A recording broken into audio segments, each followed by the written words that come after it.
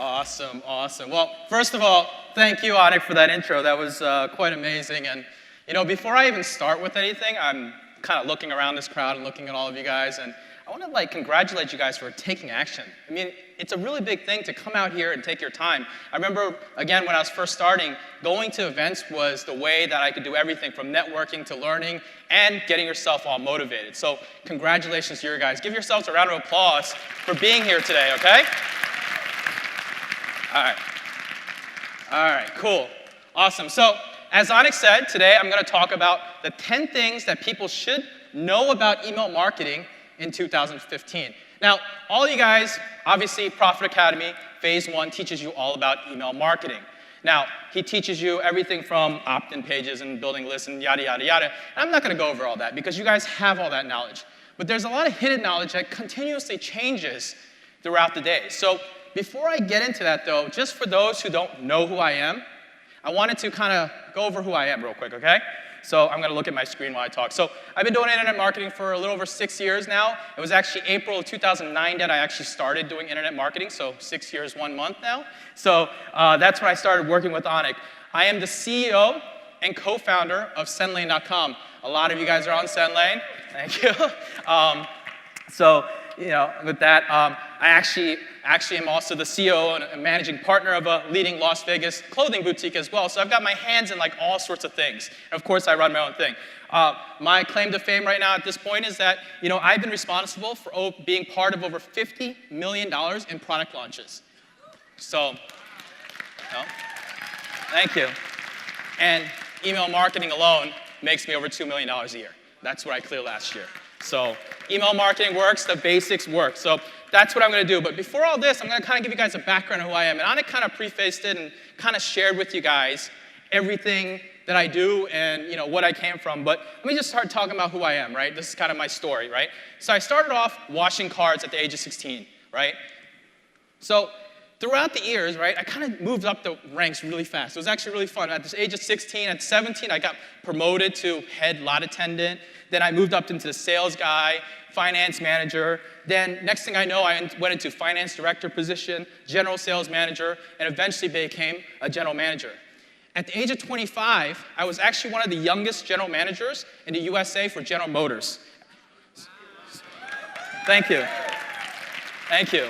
And I ran a Saturn store, and I actually ran 3 Saturn stores. And when that 2007, 2008 thing hit, right? Remember, you guys all remember the whole bankruptcy, the bubble burst, and everything happened.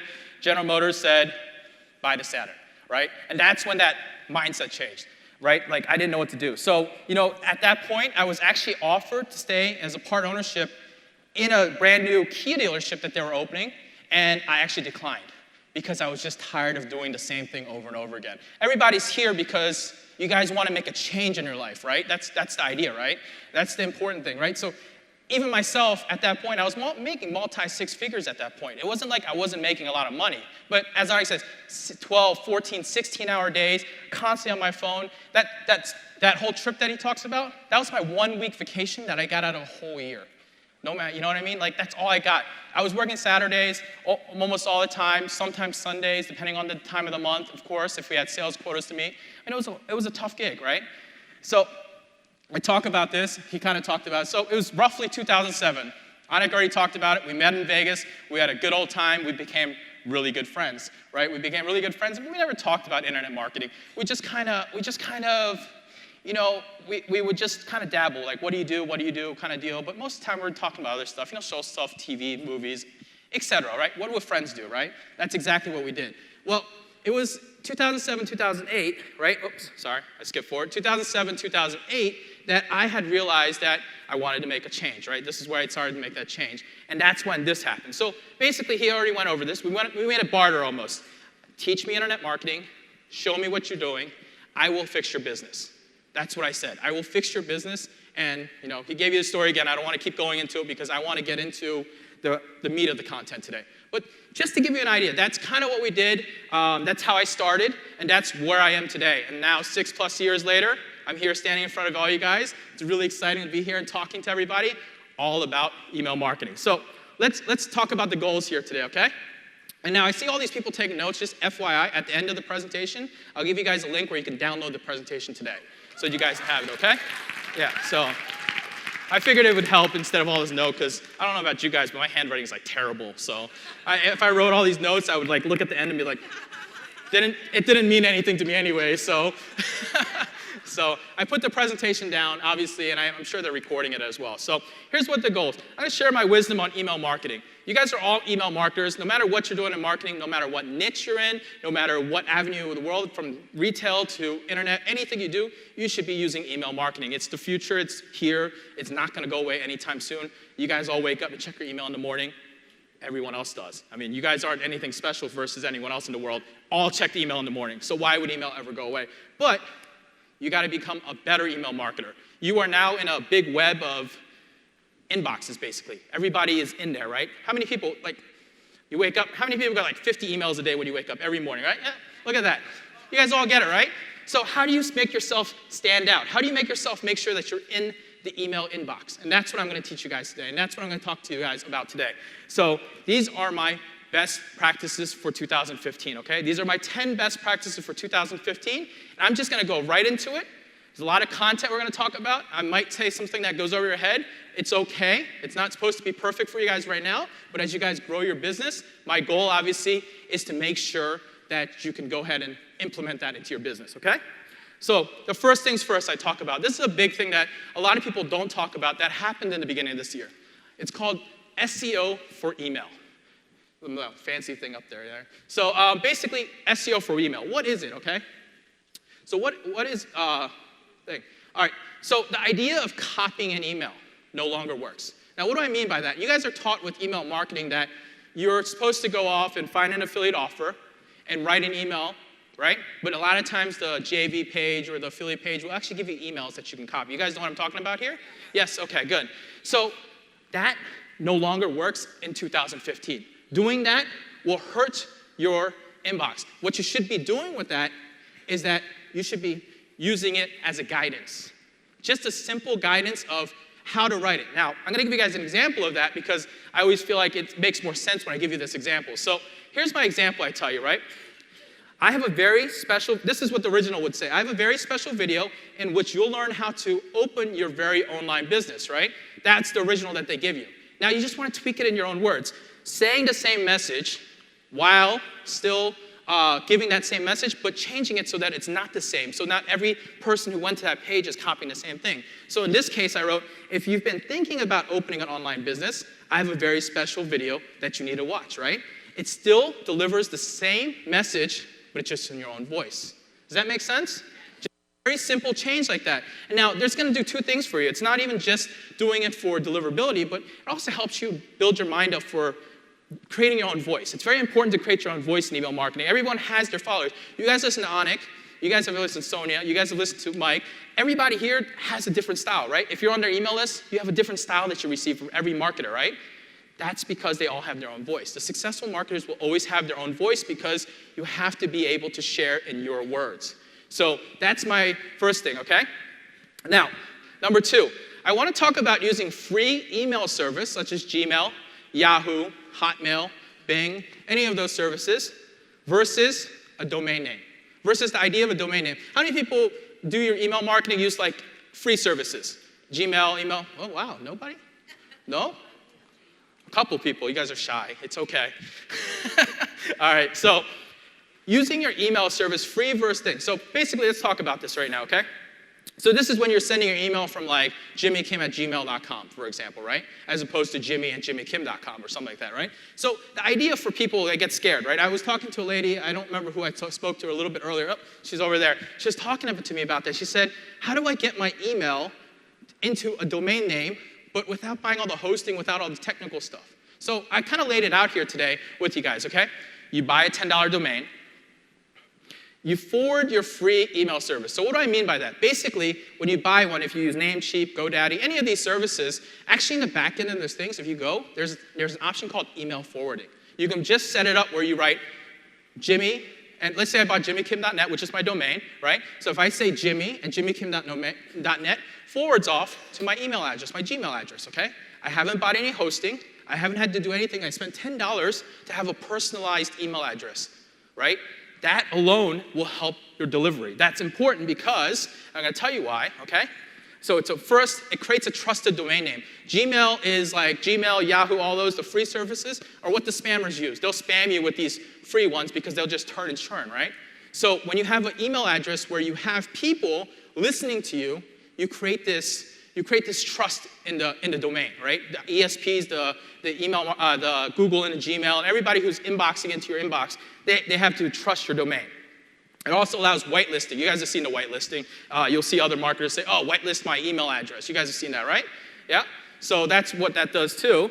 And then, yeah, I already talked about that. So that's supposed to be say free emails, by the way.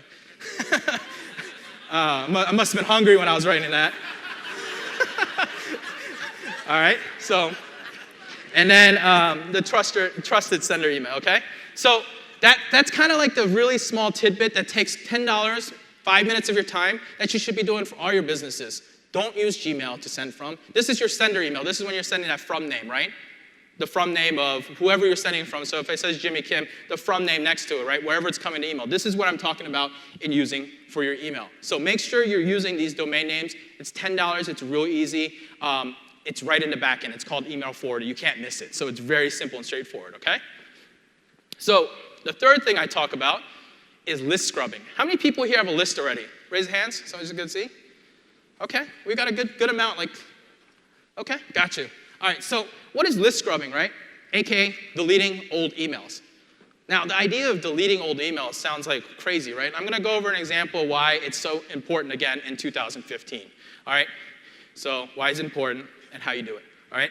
So I always say, don't be afraid, okay? So what is the idea of list scrubbing? Basically, you have emails, and people are on your email list. Now, you guys know what open rates are and so forth, right? You guys are familiar with that term. So the open rate idea is basically what percentage of the people are opening your emails, okay? Now, here's the question for you. If someone's been on your email for 60 or 90 days, and they haven't opened a single email from you at this time, do you think they're going to open an email from you on the 91st day? On the 120th day? No, right? They're not going to keep opening your emails. So why are they on your email service? Why are you paying more money for your autoresponder service to have a bigger list, right, when you're not actually delivering an email to them? So the idea of list scrubbing is so important. Doing a list scrubbing is like the thing to do these days. I'm deleting people off my list at 90 days. At 90 days, if they haven't responded to me, they're gone. Why? Because when you're delivering email, the smaller your email list, the better the delivery. Let's just keep the people that are active on your email list. Let's not talk to the people that don't want to hear you, okay? So I'm going to give you an example, and this example actually goes to Anik's business because I do help Anik with his email delivery, and this is actually a really fun example. So the first time I came to Anik with this, I said, Anik, your email list is bloated, your email list is old, we got to do something about it. And I said, I'm going to delete 100,000 people off your email list. 100,000 people. Now, you guys are already going, whoa, 100,000 people. That's crazy, right? Well, I said, it's okay. Trust me on this. We'll save it. So just in case something bad goes and I'm wrong, we'll save it, right? But trust me, I've done my research. I understand how this works. I've been doing it myself. Let's do it. So let me give you guys the results, right? We delete 100,000 people, right? We actually, the first email campaign immediately, we start seeing results instantly. Right? We see better opens. I'm talking about more opens, not just a percentage, right? We see better clicks. And over time, this actually increased because the domain trust increased it. Basically, there was more openness, so like Gmail, Yahoo, Bing, all these people, the people who have email services are looking at Anik's emails and going, oh, they really trust him because more people are opening it. So what happens is even the ones that weren't inboxing at one point or another for any other reason, are starting to inbox. They're starting to show up in their inboxes. So it helps that delivery, okay? So there's that one, all right? So number 4, this is something, I believe Anik talks about this a lot. It's called link cloaking. I found this fancy image on Google, and it actually kind of represents exactly what it does. It takes a link and it masks it, okay? And let me tell you guys why it's important. And this is a service that'll cost you anywhere from, there's free services out there. I don't even know which ones are the good ones. They're on free. But on the paid ones, there's a lot of ones out there I've seen from, I'm sure you guys have heard, like HyperTracker, ClickMagick. There's a couple other companies out there. There's ones you can install yourself. Now, that's not important. What I want to talk to you about is why you want to link cloak, okay? So what is it? Why is it important, okay? So here's why it's important, okay?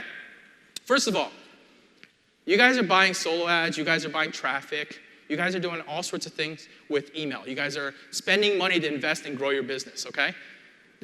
A link cloaker allows you to track your clicks to the T. It allows you to see your uniques. It allows you to see your raw clicks. These are important. Why? Because if you buy 500 clicks from somebody or 1,000 clicks from somebody, don't you want to see that that's delivered to you? Don't you want to see that you're actually getting those clicks? Now, the second thing, it tracks location. It's kind of cool. You can actually, a lot of these things will show you where the location of the clicks are coming from. For example, if you're seeing it overseas or mobile or whatnot, and you know how to adjust your page. The third thing, that's mobile and desktop, and it gives you real-time data. That's the coolest thing. A lot of these services, platforms, they don't really give you that real-time data that you want. I know Clickonomy gives you it inside their system, but you still want to do this, and I'll continue on why, okay? Let me give you an example, okay? So you send an email, you use the wrong link. Has anyone sent an email and used the wrong link yet? No? Nobody? Oh, I see a couple hands. They're shy. It's okay. Don't be afraid. I use the wrong link all the time. Onik does. We all do this. That's why we have a click tracker in place, okay? Okay? With link cloaking, it allows you to change your URL on the fly, okay? Let's say you send that email. Something's wrong. Their page crashes. Their server crashes. Something happens. It happens. So this is what happens. So if a door closes on the offer, so let's just say a door closed, you can't promote it anymore, you can just redirect the traffic, find something similar, send it to that. Offer is not converting. I mean, you guys have promoted offers already with your email list. If your offer is not converting, you can redirect that traffic as well. And if the offer is down, I just said that, and the page has crashed, redirect the traffic. Because the thing is, if you're sending traffic to a page that's closed, not converting, or page is down, you're just wasting traffic. Your email is your traffic. Your email is your targeted traffic that you're driving to web pages, right? Not only is it affecting your pockets for your income, but it's also affecting your delivery as well, your customers' trust, right? Because they're like clicking on a link and it says 404 page not found or doors closed. It's upsetting to some people and it's unnecessary. If you just cloak your link and use a simple service, you can get that taken care of, right? The next thing I talk about, best time to email. So this has been a topic, and when I talk about my best times to email, it's subjective, I guess. I can't tell you that this is 100% perfect, but I'm telling you from my best practices, from what I do in my companies, and what we recommend to everybody, because it's kind of important to know what time to email. I know some people will email whenever they feel like it. Some people will email in the morning, at night, but there's actually a time frame. If you can continue to email in the same time frame to most people, you actually continue to build that trust. So if you know that Onik sends an email at 9 a.m., you know at 9 a.m. when you see an email come through, it might be from Onik, right? The idea is to kind of train your customers. It's not only good practice, but it's also to train your customers, okay? So when is the best time to email? So this is my personal experience. So these are the two time frames that I find is my best time to email. 8 a.m. to 9 a.m. Eastern Standard Time, and 3 to 4 p.m. Eastern Standard Time. So those have been my proven tests. I've tested it, range and whatnot. I mean, you can go through from 8 a.m. to 3 p.m. is when you're attentive. Why? 8 a.m. to 9 a.m. is either when they're getting up, showing up to work. 3 to 4 p.m., people are getting checked out of the work, right? They're ready to leave. 3 o'clock rolls around. I mean, if you guys have a job, I remember 3, 4, 5 o'clock rolls around. I'm ready to leave. I'm gone. And my mental, you know what I mean? Like, I'm already out of it. And then Sunday through Thursday. So Sunday through Thursday has always been my best emails, and then Friday until 12 o'clock, and then Saturday is the worst. So those have been my personal results. And those have been my personal results. I share them with all my friends, and everybody who does this usually gets the maximum amount of attention. So it's very important to try to pinpoint an email, but those have been my time. So, since I'm here and I'm representing SendLane, I know I have a lot of customers here who are part of SendLane. I actually have a really cool feature coming that we had created, and it's called Optimized Opens, okay? Basically, I'm going to just kind of give you an overview of it, and I just wanted to talk about it real quick. I kind of wanted to see what you guys thought about it, too, at the same time, right? So it's a unique algorithm. It basically takes your subscribers and optimizes send times for best delivery. Basically, if customer A opens his or her emails at 9 a.m. every day, and customer B opens their emails at 4 p.m. every day. Customer C opens their emails at 7 p.m. every day, right? That idea, right? Our system will actually gather the time that they're opening their emails the best, create an average, and when you click on the optimized opens button, it's gonna send that email at that exact time. So if I know that customer A only opens at 9 a.m., thank you. So if I know customer A only opens emails at 9 a.m., every time I click that button, they're only going to get an email at 9 a.m. If they open at 3 p.m., they're only going to get an email at 3 p.m. So that's actually like a really cool thing. The thought process behind that is everybody has their things. Like for myself, I wake up in the morning, I check my email, and then I forget about it till probably like midday sometime. And then I'll check my email again. But I'm sure if you went back and looked at my email history, I probably have a kind of an average there, right? Somewhere that I open my emails very often. So that's what we've been working on in SendLane and making sure, because we realized that unique need for this. So number 6, I'm sorry. Let's talk about trigger words, okay? This is another thing. This is more of a best practice, again, that you should be thinking about when you're doing it. Now, if you're, I had an argument with my CTO back there about this, because we're talking about this because it's like this. I'd rather teach you guys the practices that you should use now and implement through your business while you're growing than just use things that are not always right. So if you're Apple or you're one of these large companies, you could probably get away with using all these words because it won't matter. You've got an audience. But if you're anybody else, even myself, I don't use these words on purpose, okay? So if you go into your junk or spam folder, you're going to see these words used a lot. These are the words that every spammer and everything basically have ruined the words. That's the best way I explain it. They've ruined the words for them. So, I say we want to try to avoid them as much as possible and use them sparsely, okay? And of course, I just mentioned it, domain reputation helps a lot in this instance. The idea of having a reputable domain and having a lot of opens, this is where that whole list scrubbing thing comes in. If you have a very active audience, a lot of these words won't apply. But especially when you're new and you're building up your list and your lists are small, these are very important because these are the things that the email service providers look for, okay? Now, again, you guys will have a thing here. You don't need to go try to write all these down, but these are just a handful of them, basically, of ones that putting them in to your email can actually hurt you, especially when you're smaller. This is just a small list of them. I couldn't even put them on a page. I was trying to put more. There's more, but you'll see things that you've seen. Make money, weight loss, free, even the word free. You've got to use that. And I've had customers that send us a ticket and basically say, I can't get this email to inbox. I can't get this email to inbox. What's going on? And I go, let me look at your email that you're sending. They've got free something, free this, free that, free this. When you abuse a word, especially a trigger word, it almost automatically does. So I deleted all the free words, and seconds later it inboxes. It's amazing how that little word can screw up your whole email. And I'm going to talk about that a little bit more on number 10 too. So let's talk about 7, the ideal subject line, okay? This, again, is something with my years of experience with email marketing, I kind of always talk about, let's make sure your subject line is ideal. You've seen the long ones, you've seen the short ones. What's the ideal thought process for you, okay? Now, we know subject lines, most critical. It's like the 10, 15 seconds that you have each person. I'm browsing through my emails every morning. I'm looking at the subject line. If it doesn't capture my attention, I'm probably moving on. So it's very important, and it's especially as an email marketer. All right? So here's the thing. You want to use 50 characters or less. That's 6 to 10 words max. You don't want to use any more. Basically, that's what fills a frame on a mobile and mobile device mostly, and on a desktop, it can go a little bit longer. But with 50% of your traffic nowadays coming on mobile, it's very important to be mobile optimized. So we say 50 characters or less. That includes the space as a character, obviously, okay?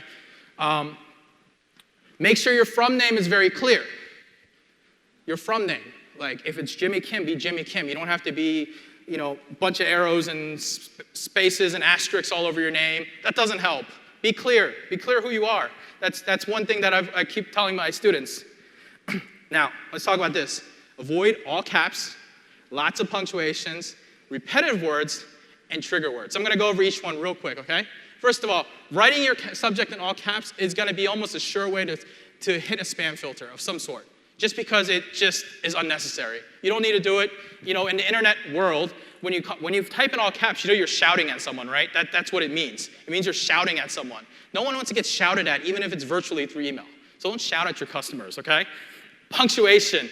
I talk about lots of punctuation because this is something I learned early on. Using an abundance of punctuation through your emails, exclamation points, question marks, ellipses, anything that you're using you're using through your email, be careful.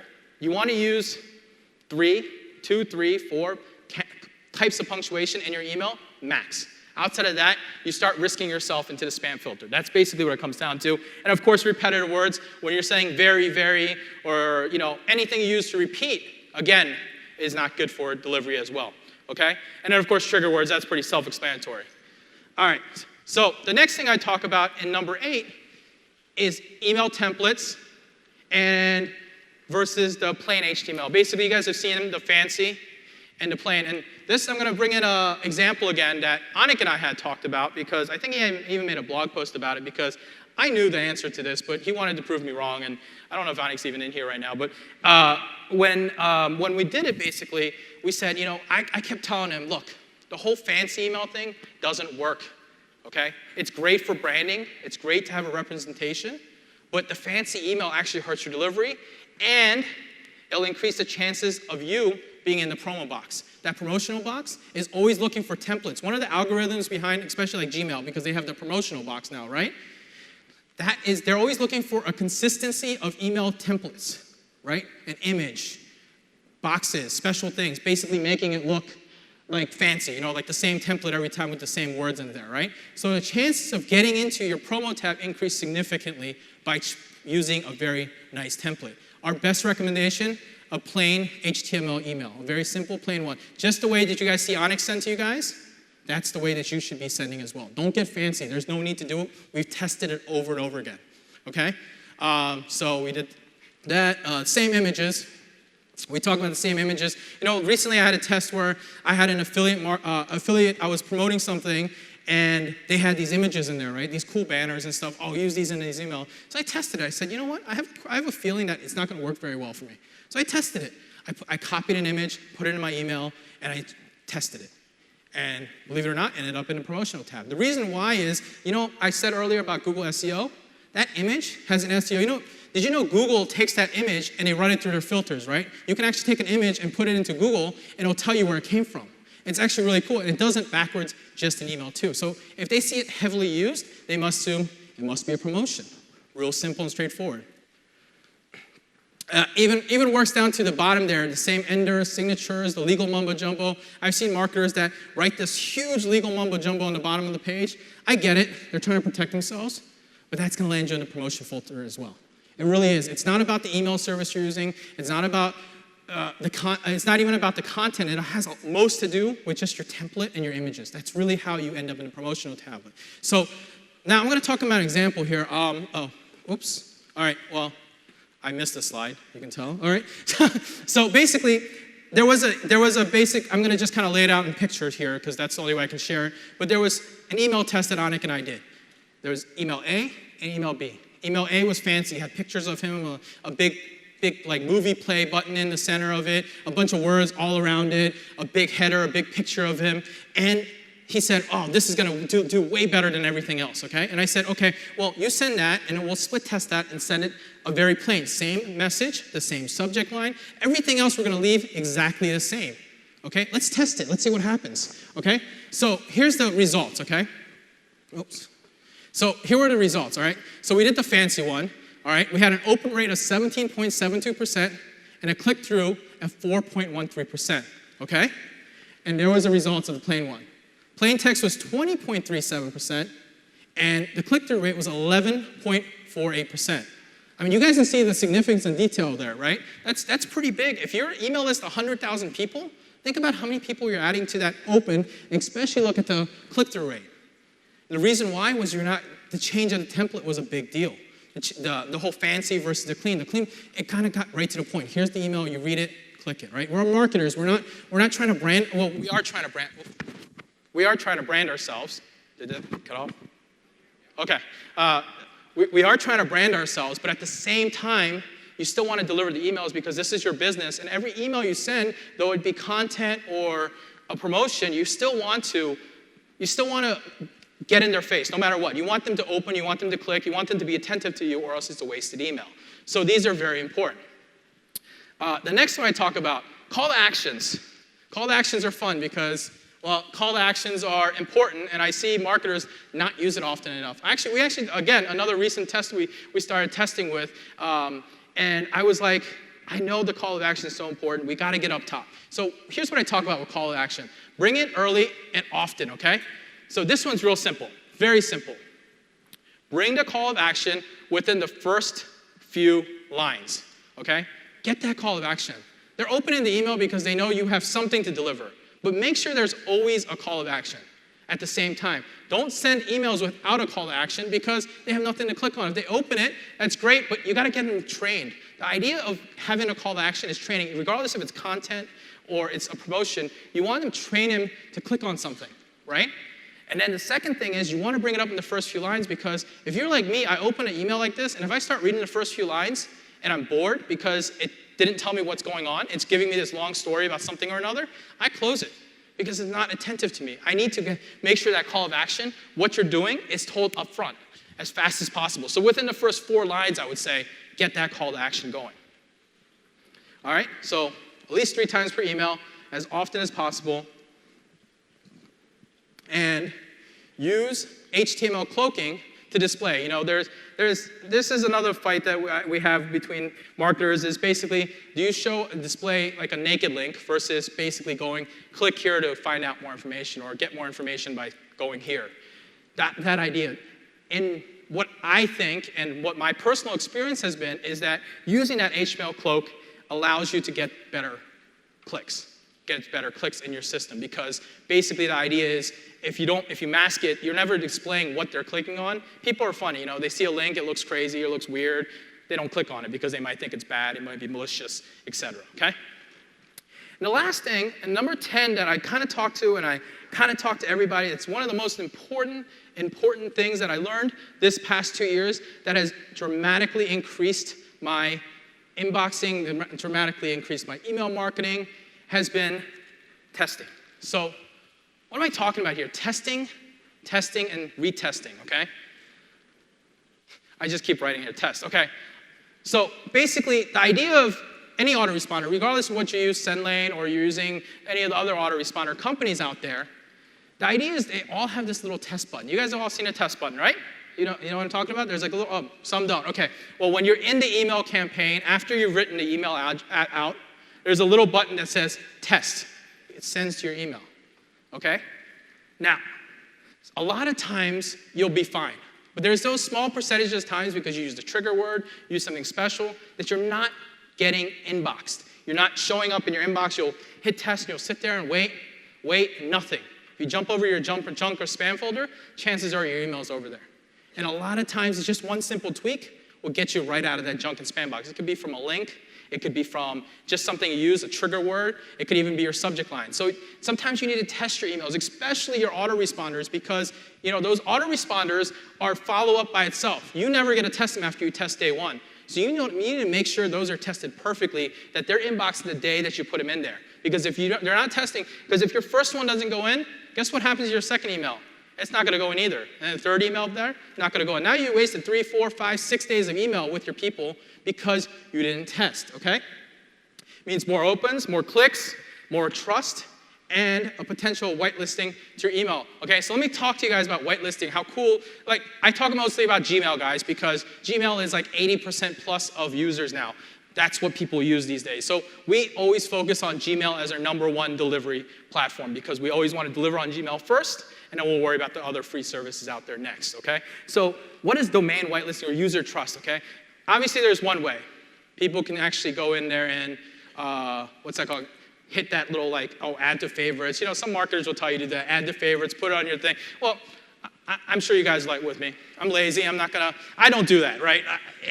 It's not in my mind to do that. I'm not gonna go and take 6 steps just so someone can send me a promotional email or, you know what I mean? I don't think I have that on anybody. So anyways, so I kind of pulled up this tweak here. So in these two emails, this was an identical email. This was an identical email in my thing. Now, there's a difference that you guys are seeing up here, okay? Do you guys track the difference yet? Anyone see it? Yes? Yes, you see it, right? So the top one will tell you JV at Build My List, and the other one doesn't have it, right? You notice that? The funny thing is, it's the same email in two different inboxes. Here's the difference. The top one is showing you an untrusted email, basically one that is coming from an email that isn't on your trust list, right? And the second one is trusted. That second one, regardless how spammy your message is, almost 99% of the time will inbox because you're trusted, you trust this user, okay? So now why do I bring this up in testing? So I talk about testing because when you're testing your emails, I don't know about you guys, but I have multiple emails, okay? I have a lot of emails. I do different emails for different companies. It's important to have these different emails for testing for your email marketing company. So when you're testing, you want to make sure that it looks like the top one there. You want to make sure that it's always showing. If you ever hit a test and you test your email out to yourself and it shows like this, you need to go to a different email because that one is now trusted and it's no longer gonna show you, advise you against it. Okay? So I don't know what time. The top one. Sorry. So the top one is the good one. That's the one you want to see every time you send that email. Every time you send that test, you want to see the top one there, not the bottom one. The bottom one is basically trusted and shows up on your domain saying that your Gmail or whatever, in this case it's Gmail, they've put it in your trusted inbox. So basically, whenever that person emails you, they're always going to land in your inbox no matter what. That top one is what your customers are going to see most likely because when they're first new, they're first in your autoresponder, they're not trusted yet, right? They don't trust you, they don't know who you are yet. So it's very important to do that. So, yes?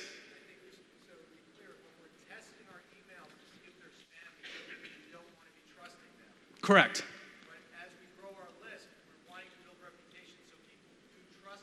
But you always want to test and make sure you're doing the top one. Correct. You got it. So what he just said is, whenever you're doing it, when you're testing it, you should always make sure it looks like the top one. As your email list grows and your people continue to subscribe to you, they're going to start seeing something more like the bottom one because they're now on your trusted list. But no matter what, every email you send, any autoresponder you send, you always want to make sure when your tests show up in your inbox that they look like the top one there, where it shows your email address as right next to your from name. It's very important, okay? So testing has been like my big thing this year. I talk about on it all the time about testing, how important it is to make sure that you're testing, okay? So I have no idea what time it is here. 3:10, okay. All right, so I think I have some time for Q&A actually. I think I blew through this a little fast. All right, so we'll do a little Q&A, but first of all, download. If you want to download it, there's the URL. You can download the whole presentation, go back through it a couple times. I know that my presentation will go over. Some people probably got it, some people didn't get it. So it's very important, but there's my presentation. You guys can go ahead and download it. Oh, there, oh. I broke it, sorry. All right, 1 second.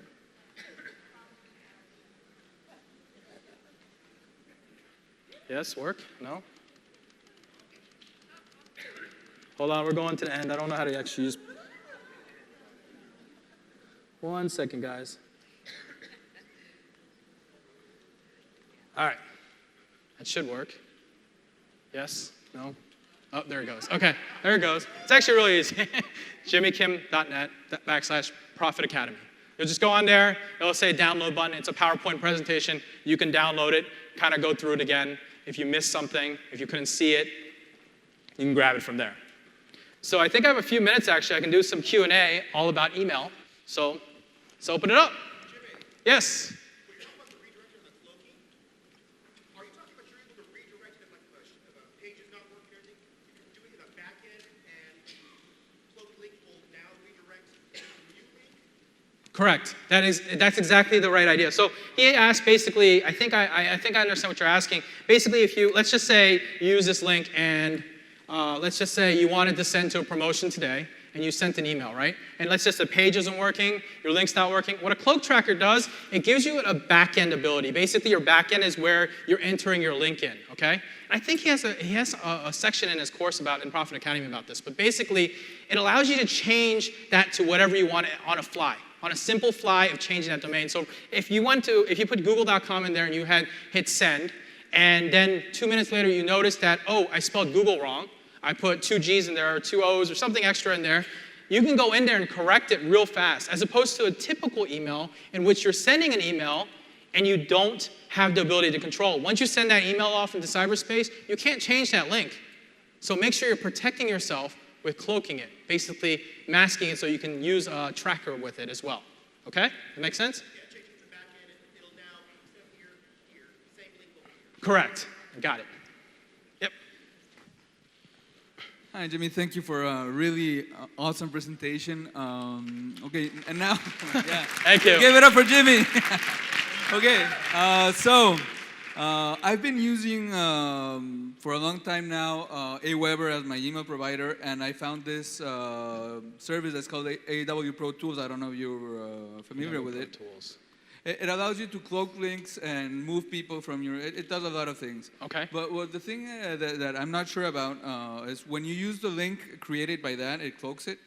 And it does track clicks and everything that's going on, but Aweber doesn't track what's going on. So I wasn't sure which one was best. What do you mean Aweber doesn't track?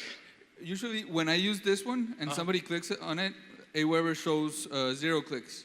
But this one, so maybe it's not a very good service. I don't think it's anything to do, that has nothing to do with this company you're using, system you're using. It's probably your settings when you're email. Are you using a plain text email by chance? No, I use the HTML email, but I use plain text as you showed.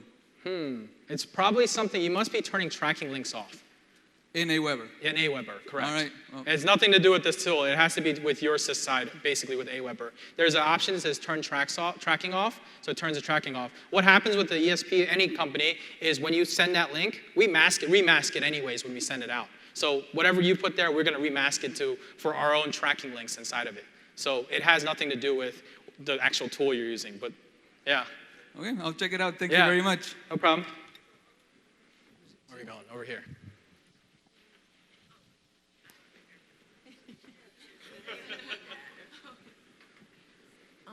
So I use SendLane, and usually I use like the Mocha template, but I delete all the pictures and can't images. hear you. Okay, so I'm a SendLane user, Okay. and usually what I do is I delete all of the pictures out of the Mocha template to make my email plain white. Do you know, will that still be picked up as using a template, or is it read as a regular white HTML? It would be regular white HTML if you're deleting the images out. But if you use the third one, when you're going through the pages, if you use the third one that says use blank HTML, that kind of eliminates using to have to delete everything, just FYI, if you know. Thanks. Very simple. You don't have to go all through this confusion there. Right? Nice. Another question? Do you want to choose? It doesn't matter. I'll let you choose. Okay, this gentleman is. All right, there we go. quite He's raising enthusiastic. both hands, so he gets there.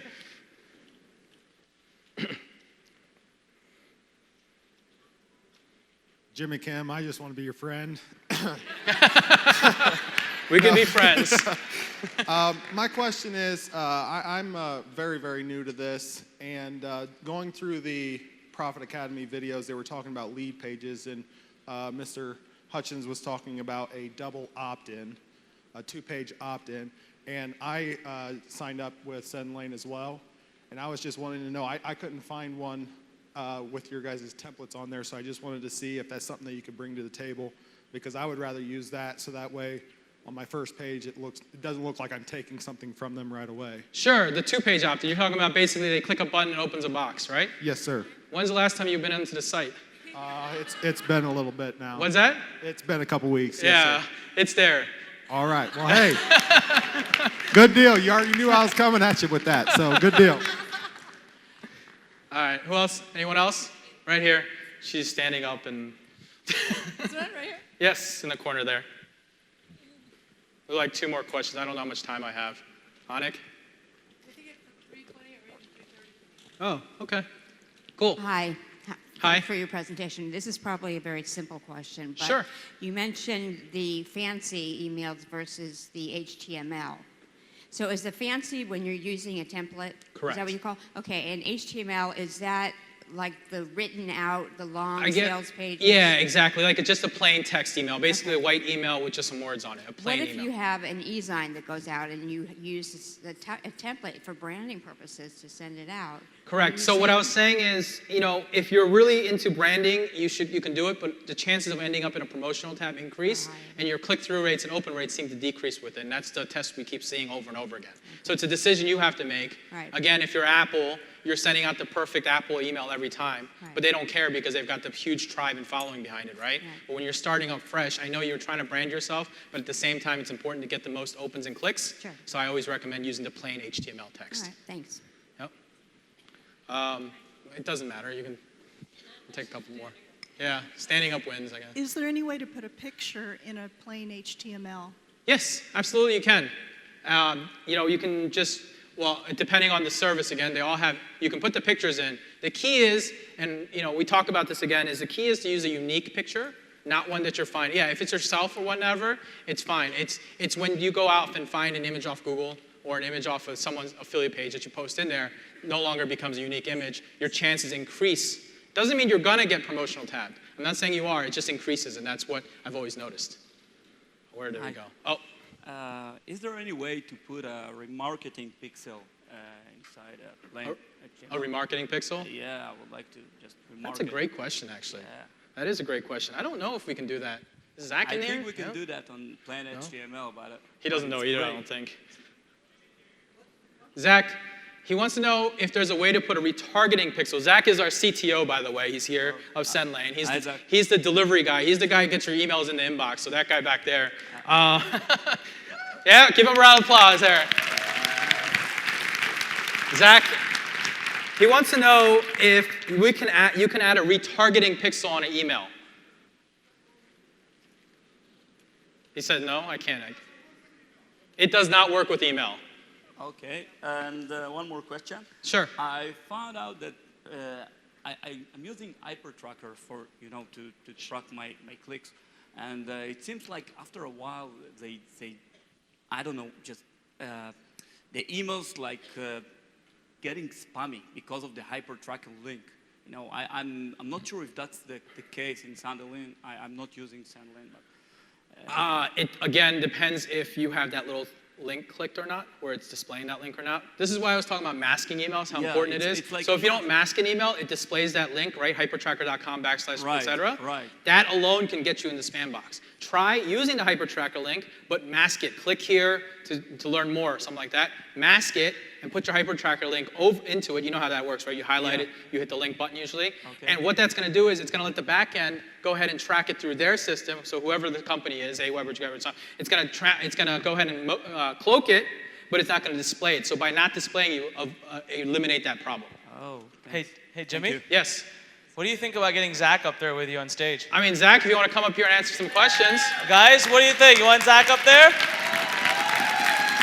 So come on up here. Zach's a little nervous. He's not really spoken on stage before. So let's give him a nice big round of applause and cheerful welcome. Zach. Zach, you can come answer some questions with me. So Zach here is like our child prodigy is what we call him because he's young. He's 22 years old, right? 22 years old. I think you made your first million when you were 18. Is that what it was? 18 years old, he made his first $1 million online, okay? All right. This guy is the genius behind SendLane as far as the delivery and the technology behind the company. He's the one that helps deliver your emails into the inbox. I'm an email marketer and user. I understand how this all works. But this guy is the one who actually gets your emails inboxed. He just smiles. I have a question here. Yes, I would like to piggyback on what the young lady asked. Now, once a person, let's say, opens your email initially, being a plain HTML email, and opens it several times, at that point in time, do you think it may be considered whitelisted? Because sometimes Gmail will do that, put that little triangle there, to where you can start adding the template, or did you, how it, because... I think Zach would agree with this. I think it's just best practice to keep it a plain HTML, right? Yeah, it's always best to keep it plain HTML. That's just the simple practice that I recommend to everybody. Until you get to a large, even Anik, I won't let him use a template. I mean, Anik has, I don't know, 300, 400,000 subscribers through his email list. I don't even let him use his template because I'm just trying to maximize deliveries and clicks. The number one thing when you're sending an email is to get opens and clicks, right? It doesn't matter how pretty your email is. You just want them to click through it, right? Open it, click your content, sell them something, or give them some great content with it. So that's so important. And that's what it really comes down to. So regular HTML, I mean, especially, so. Hi. It's been a while. I tried using the send lane before when you guys first sent an email, but it's been a while. I know you guys are working on linking it with lead pages. I don't know if what's the update on that. That would be great if. What's the political answer here? They are very large. We've requested it, and there's a lot of people on the list, and they just don't get back to us because this is just their thing now. So that's my answer. Basically, I can't integrate because they won't allow me to. Yeah, and in the end of the day, like I understand, like a lot of people like to use lead pages. It's because of a lot of template they had, and as we get more requests from you guys, and we have been, I'm going to start over the next few weeks. I promise you're gonna see a lot of beautiful templates that's gonna outstand. Yeah, we got a lot of new things coming. Yeah. Yeah. All right. Templates. New Like UI. I already like set a number of designers, and they're working. Yeah, on it, we've hired a bunch of designers because. Few weeks you're gonna see like really beautiful landing page templates that you will actually like. Absolutely. All right. I saw someone jumping over here. Who is jumping? All right. Someone was jumping. Well, since we're right here, about this one and then that we one can over do this there. one first. I'm sorry, I didn't see you jump though. And then over there. She didn't. I don't know if I could answer that. It's about Facebook. It's nothing to do with email. Can I? I'm sorry, I can't. I don't understand. Facebook groups and pages. Can I ask a question about that? You can hear me. Like What about Facebook marketing? I'm confused about Facebook. Can you hear me now? Yes. Okay. Can I ask a question on Facebook? Sure. Okay. Well, about whitelisting, about clicks. Now, I have a page, and obviously some members. Do they all? Is it possible that some of them don't get, the information because it's like it has hashtags? So maybe I put a lot free. I think what you're trying to ask is if you're making a Facebook post, is that what you're saying? Yeah, that's right. And you're using hashtags? Is that what you're saying? Where should we put them, the hashtags? What words? And also, is it possible that my information, that promo page, does not get to the members of that group or the page? Oh, she seems to know the answer. I don't think this might be over. I'm not really sure. I think it isn't relative to send lane and email. However, this woman right here has an answer for you. So. Okay. And Gotcha. anyone else who has a similar question, I'm wave not your really hand. familiar with that, but okay, looks like she already has the answer for you. And over here, who was going nuts? Jumping in the over corner here. up there. Okay, Yep, we there go. she is. Okay, I just want to clarify I was not going nuts. Yes. Just send plain emails. You'll come out. Hi, Jimmy. I'm using SendLane, and I'm happy to announce I've got 298 people in my autoresponder, so thank you. Oh, congratulations. Thank you. I made $173. I'm pretty excited. Ooh, look at that. That's awesome. So, when I was trying to optimize and talking to different people who are selling clicks on Clickonomy, they said that the time redirect works better because I didn't have a time redirect. So I started using the thank you page generator thing that you guys came up with. My question is it better to use a landing page, a thank you page with a timed redirect on it, or is the thank you page generator that you guys have, is there much difference? I know what you're asking. This is something that I don't do in my. It depends on what your purpose and goals are. I mean, I know this is. Where's Anik at? Unexpected. Basically, she's asking. In SendLane, we give you a very free thank you page generator. Basically, here's your book, here's your report, etc. Download it here. We keep it easy. In Anik's course, he teaches you to 5, 4, 3, 2, 1, a redirect page right to the offer, right? So it's a question of, she's asking me which one's better, okay? Now, in this case, I can't answer that because I think they both work equally as well. But the thing is, It depends on how you're trying to grow your relationship. That's what my honest answer is. That's what I've always felt. If I'm trying to grow that relationship better with a person in my email list, I'm going to give them the book up front and not promote him until my follow-up series, okay? But if you're looking for the ROI, the maximum ROI, you want to promote them immediately while they're hot and attentive. That's my answer, basically. Right. So the difference between a regular thank you page where they go, okay, while your book's arriving, yes. Here, watch this video. Correct. Versus a redirect which just says, hey, it's coming, and then it just goes immediately, and there's nothing about you. There's no, you know what I'm saying? It's just very, very simple. Yeah, basically it has little words like, hey, here's the book, etc. Yeah. Download now. But your whole idea is you have your autoresponder set up behind it, so when they opt in, within an hour, you're sending them an email right away, reminding them of the book, reminding them who you are, and then you can start promoting it from there. So it's an option, you know, it's optional how you want to do it. I've gone both ways with it. I do it for myself, my personal business. I just give them a book or the report or whatever I told them I'm going to give them on the free side, and then I put them into the autoresponder, and I follow up through there. Okay, thank you. So it's a decision, a personal decision.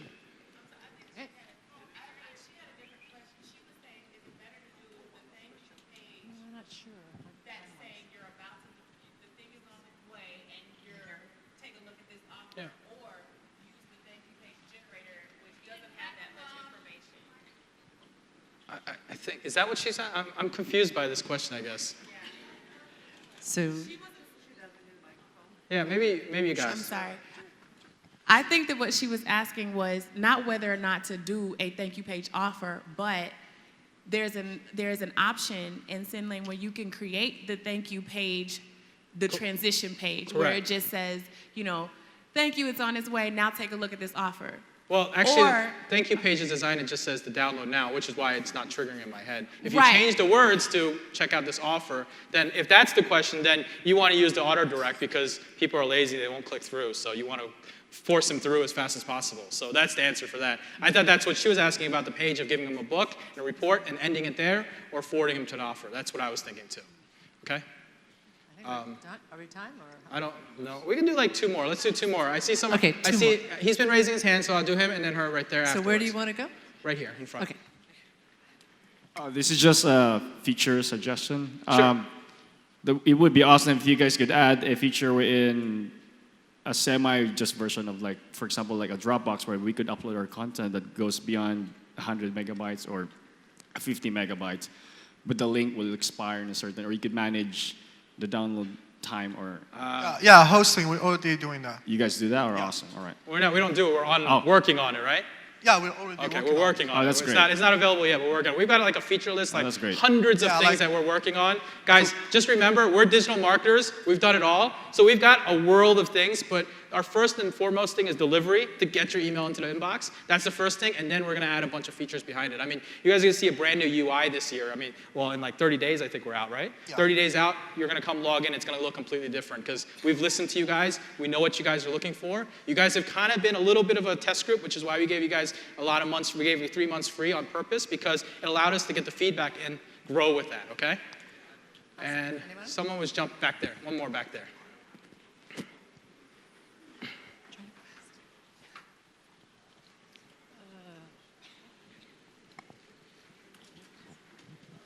I have a preview pane on my email, on my incoming email. So a lot of my emails I read that way. I don't ever open them. And so I've been taking off a lot of these kinds of emails that you're sending out because apparently I'm not responding, but I am. And I am reading them and some.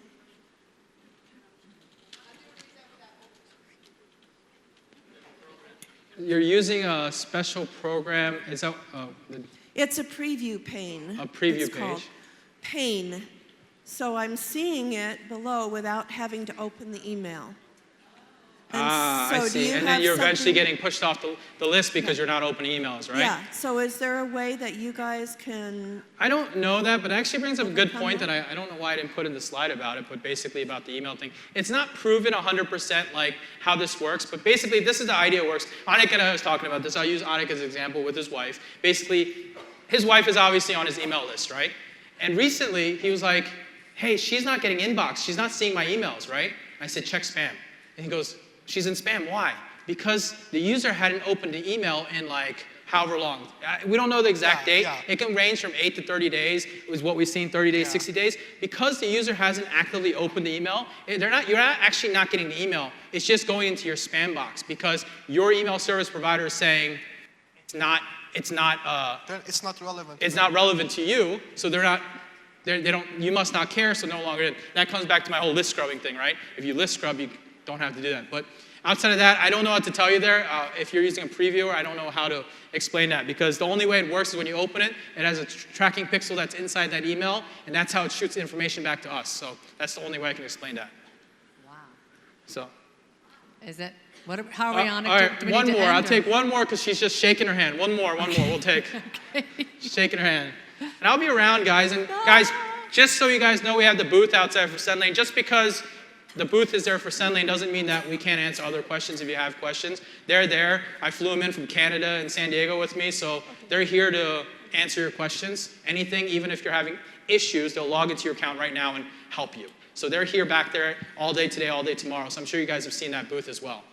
Hi, I'm with iContact, and I have my autoresponder set up, and I send all my emails. But when I look at the results, and I look at the clicks, and the opens and the clicks is very low. And then, but they have the category that says no info, and it's like 80% or higher, and it's no info. And I can't understand what that is. I can't. I didn't get that. Did you get that? I did not hear that. Can you get closer? In the autoresponder, when I look at my results, I have the opens and I have the clicks, but most of them are in the category of no information, and it's 80% or higher. And I'm wondering if you have any thoughts on that, what that could be. The only reason is they turned off their tracking links, right? That's the only reason. Yeah, no, but I guess if they did not open, so we have no information about the subscribers. Oh, yeah. Yeah, that means they did not have any activity in your emails. So remember we talked about testing? It's a good time right now to go back and test all your autoresponders. I did a few tests already, and it's always the same thing. It's either roughly 80% or higher, no information. 80% or higher doing what? I'm sorry. No information. They fall in that category. Is this with SendLane? No, with iContact. Oh, I don't know how their platform. Oh, it's with iContact. Yeah. Well, I'm not sure about iContact. Yeah, I can't help you with iContact. I haven't used iContact since 2009. They don't like affiliate marketers. So. They don't like affiliate marketers anyway. Yeah, they don't like affiliate marketers, so I haven't been an affiliate marketer with them since 2009. So. Eye contact is so 17 seconds ago. Yeah. Just kidding. Just kidding. Just kidding. But now, any other question? Are we moving on, or what? Where are we? There, Anik. How are we for time? Are we good? We go one more. This guy's Okay, been so waiting. one more question, okay? Wait, they've got a crowd cheering for this guy, so let's go over here. Feel the energy right over here. Oh, I never saw a timer. You are a PowerPoint. You know what? This is really cool. Thank you so much. You're welcome. I Absolutely. really appreciate it. Yeah. Thank you. So I have my website built with WordPress. Mm-hmm. Do you have a WordPress plugin? Not yet. That's actually, we've been talking about that. Plugins to make it for opt-in pages through WordPress. So that when I redirect from Facebook, I can't go to my opt-in page. I've got to go to my web page. Otherwise, Facebook will knock me off. So I need to go through my WordPress site. Sure. Right? And so... Well, there's two ways to do it. If you're not using a plugin, you can use the HTML or the, there's multiple ways to do it. You can use an iframe. There's a simple thing called an iframe. You can call an iframe. Or you can use the integration, the basic HTML code. HTML code works in WordPress too as well. So if you don't know how to do that whole fancy stuff, if you hire a designer for like a couple bucks, they can integrate right into your page. For now, that's probably the better solution. We are working on a plugin because we do realize that people are asking for a plugin for SendLane, so we're working on it. It's just time. Yeah, no problem. Awesome. All right. Awesome. Is this incredible, everyone? Well, I don't have anything else to say. Okay, could we please give him an amazing round of applause and thank you. Thank you, everybody. Incredible information. Honor of having you guys here. Thank you so much.